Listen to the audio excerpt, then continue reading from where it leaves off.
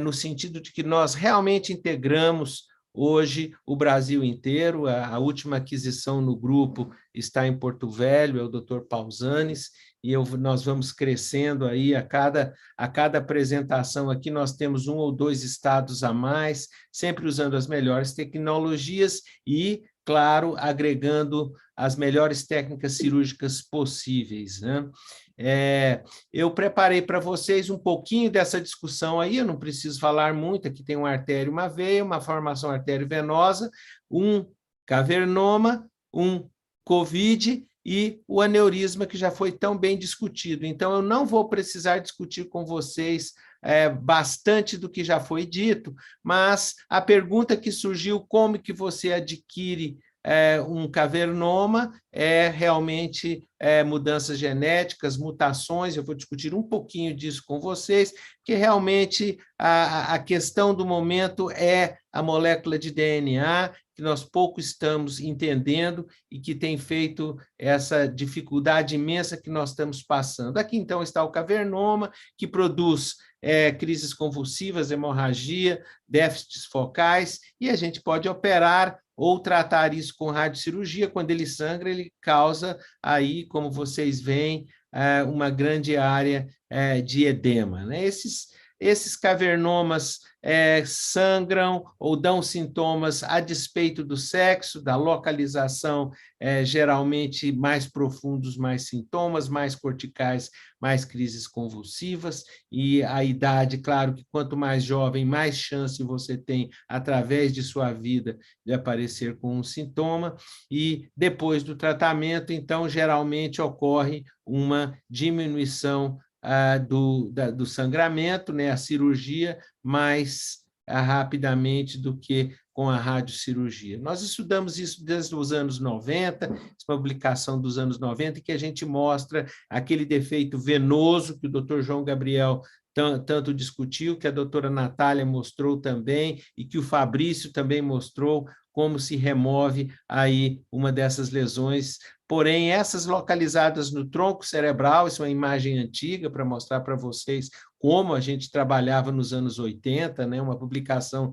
de 90 significa que a gente estava trabalhando nos anos 80 com isso, né? E que agora a gente mais e mais entende esses cavernomas e começa a entender também que não só a irradiação, mas existe a inflamação e existe também medicações que mais e mais começam a ser parte do tratamento dessas lesões, de uma maneira que aquela que eu mostrei para vocês nos anos 90, a gente está definindo tão melhor na ressonância magnética e tentando provocar aí um tratamento que seja bastante efetivo. Uma outra causa de cavernomas é a própria irradiação. Quando você irradia grandes áreas do cérebro, você pode levar, então, à formação de cavernomas. Por quê? Porque com a irradiação você pode provocar mutações nesses pacientes, e aí, nesse caso aqui, um caso de 40 anos depois, nós identificamos a presença de um cavernoma e de vários outros tumores por causa da irradiação. Então, a irradiação deve ser usada de uma maneira bem cuidadosa, em regiões bem precisas. Elas são, em geral, esses cavernomas são, em geral, sim, relacionados à genética do paciente. Essa pergunta foi feita pelo Luiz Góes, mostrando aqui que tem síndromes, né, relacionadas a esses cavernomas. Aqui é um dos nossos estudos relacionados ao cavernoma. Antiepilépticos devem ser dados a esses pacientes, isso aqui é um esquema de tratamento. Claro que devemos aconselhá-los geneticamente, né? Geneticamente eles podem ter muitas lesões, né? Os latinos têm muito dessas lesões. Durante a gravidez, eles devem ser também aconselhados em relação à possibilidade de sangramento. A ressonância magnética deve ser feita sempre que possível, né? E ter antitrombóticos estão começando a ser usados no tratamento desses pacientes, né? E também a atividade física tem que ser aconselhada, e aqui nós vemos que são mutações que acabam levando à presença dessas lesões por modificações genéticas que mais e mais a gente estuda. São lagos, lagos de sangue que respondem, às vezes, pouco à irradiação, às vezes tem cérebro intermeado com isso, que faz difícil tratar essas lesões, e quando a gente usa irradiação, a gente pode fazer, então, elas fecharem com os colágenos, como a doutora Alessandra tanto mostrou. A gente faz uma produção de colágeno nessas regiões. Então, a cirurgia é um tratamento, a radiocirurgia é outro tratamento, e a radiocirurgia é tão pior quanto a quantidade de tecido realmente existente, vascular, nesses lagos venosos, né? A cirurgia consegue remover completamente esses lagos e, portanto, a cirurgia é o melhor tratamento para cavernomas do que a radiocirurgia. Então, a radiocirurgia é reservada simplesmente para os casos que se torna impossível a operação, e mais essas cirurgias chegam ao ponto de dar resultados no tronco cerebral desses pacientes, porque a cirurgia melhora também a cada momento. Por exemplo, aqui uma lesão não ressecável em um pastor protestante, que nós tratamos em 1999, e realmente resolvemos o problema desse paciente, que nunca mais sangrou e continuou a pregar em sua religião. Então, aqui está o planejamento extremamente preciso, né? A gente evita grandes repetições de sangramento, porque cada sangramento acrescenta uma deficiência ao paciente, e quando a gente faz, usando, por exemplo, a Gamma Knife, os sangramentos diminuem, mas se for um tratamento conservativo, eles acabam repetindo a possibilidade de sangramento, né? Então, aqui um dos nossos casos, com crise convulsiva, em que nós tratamos, em que a paciente completamente resolveu essa crise convulsiva que ela tinha na perna esquerda, e teve os seus filhos, sem qualquer problemas, né? E, infelizmente, o marido veio aí a falecer pelo Covid. Aneurismas, nós já vimos, a figura clássica da Clínica Maio, foi usada várias vezes aqui, com o coil, uma ruptura do aneurisma, e claro que os clipes, e agora a gente está trazendo, então, a precisão da Gamma Knife a tratar pequenos aneurismas, né, os aneurismas antes de serem possíveis até colocar um clipe ou um coil, a gente evitar que eles cresçam. São aneurismos menores que 3 centímetros, né?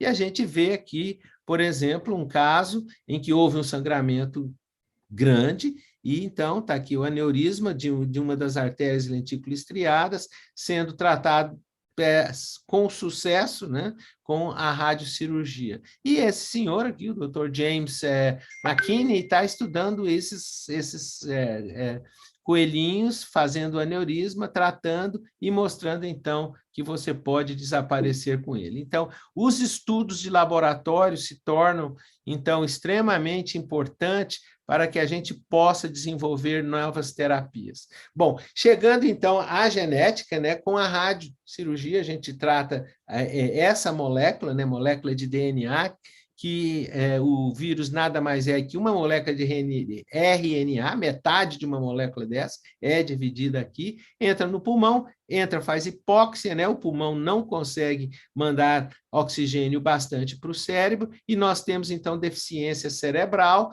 e é um ciclo vicioso, mas o Covid também entra no cérebro, né? Como a gente teve aí a promessa que discutiria um pouco de Covid dentro do cérebro, eu vou discutir com vocês aqui rapidamente como que a gente sobreviveu tanto tempo, né? Já estamos aí nos 80 anos, mas que agora temos dificuldade de até sentir o cheiro das coisas, o gosto, terem AVCs, tromboses, crises convulsivas, tudo isso é causado dentro da doença do Covid, porque ele invade o cérebro, mas também obstrui os vasos sanguíneos, causando áreas de AVC extremamente importantes. E os pacientes que sobrevivem a uma doença de Covid bastante severa podem sim ter a dificuldade cerebral. Então, temos aí o pulmão, a entrada do Covid no cérebro, em várias regiões, isso a gente pode detectar na ressonância magnética, e, então, explicar como que esses pacientes podem ter a sequela do Covid, né? Podem ter depressão, toque, insônia, defeitos de cognição, uma idade extremamente acelerada, ter a doença de Parkinson, né? E também ter aí a doença de Alzheimer, que pode ser agravada pelo COVID, né? Essa obstrução vascular, essa manipulação desses moléculas de DNA podem levar, então, a várias doenças, inclusive a doença dos nervos periféricos, aqui como é o caso, né, de uma reação autoimune aos nervos periféricos, à mielina dos nervos periféricos, levando, então, à síndrome de Guillain-Barré, que recupera depois de meses de terapia intensiva e de fisioterapia. Então, é uma doença severa que aí o COVID tem nos trazido aí essa dificuldade que nós precisamos, então, entender. A obstrução vascular pelo vírus é uma realidade, né? Então, tem uma doença sistêmica, invasão do sistema nervoso central, desenvolve fraqueza muscular e até, então, aí, a pós-infecção, as reações imunes que acabam levando à síndrome de Guillain-Barré. Então, afeta o nosso sistema de maneira completa e o nosso cérebro também de uma maneira completa. Bem, eu fui bastante rápido, justamente para chegar a essa conclusão de que o sistema vascular é extremamente importante, né, na função do nosso cérebro. Ele está sendo extremamente bem estudado, realmente é o último órgão que a gente está tentando entender no momento. Nós temos o coração, que é uma bomba, temos o rim, que é e o fígado, que são filtros e assim por diante, mas esse computador cerebral a gente tem muito que aprender, e esses colaboradores na Universidade da Califórnia nos ensinaram bastante. Agora nós temos um grupo extremamente grande aqui, já em São Paulo, estudando, né? Inclusive aí o doutor Fabrício presente, o doutor Manuel e vários outros, né? Os psiquiatras que trabalham conosco, e também aí a turma que está no Brasil afora, né? Então, temos aí em todos os estados, que eu já mostrei para vocês, e a última aquisição, a volta do doutor Ricardo Amorim, é importante a gente ressaltar que temos aí o epileptologista que está trabalhando conosco, o doutor Pausantes, representante nosso lá em Porto Velho, um grande neurologista interessado em depressão e também em várias outras doenças neurológicas, e o nosso mais jovem participante aí que tem trabalhado intensamente com a gente, excelente pessoa, o doutor Thales, que estará conosco aí até, espero, o fim do ano.